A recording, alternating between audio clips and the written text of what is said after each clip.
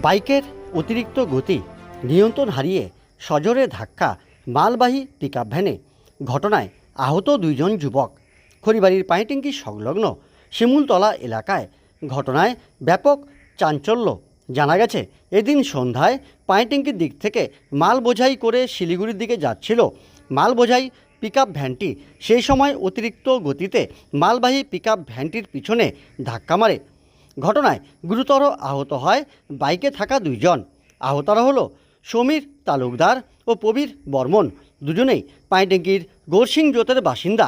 পরে স্থানীয়রা ছুটে এসে আহতদের উদ্ধার করে নকশাবাড়ি হাসপাতালে নিয়ে গেলে তাদের অবস্থা আশঙ্কাজনক থাকায় উত্তরবঙ্গ মেডিকেল কলেজ ও হাসপাতালে পাঠানো হয়। পরে ঘটনার খবর পেয়ে ঘটনাস্থলে পৌঁছায় পানিট্যাঙ্কি ফাঁড়ির পুলিশ। এশিয়ান হাইওয়ে ফুলের গাছ বড় থাকায় এবং লাইট বন্ধ অবস্থায় পড়ে রয়েছে, যার জন্য দুর্ঘটনা বলে জানান স্থানীয়রা। অন্যদিকে গোটা ঘটনা খতিয়ে দেখছে পুলিশ।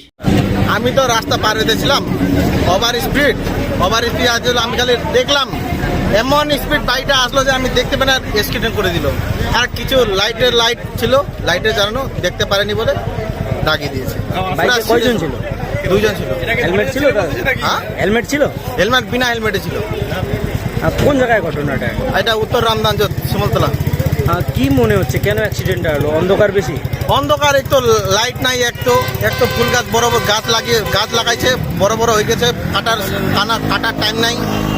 ওইটার জন্য সমস্যা একটু। লাইট নাই, অন্ধকারে লাইটের খুঁটি এমনি আছে, খালি লাইট নাই, লাইন নাই। মানে এগুলো প্রশাসন দেখুক দাবি করছে। প্রশাসন এখন দাবি তো করা হচ্ছে, এখন না দিলে আমরা কিছু বলতে পারবো না। আপনার নাম? আমি তো ছিলাম না, এখানে আসলাম গাড়ি নিয়ে, দেখতেছি লোকজনের ভিড়।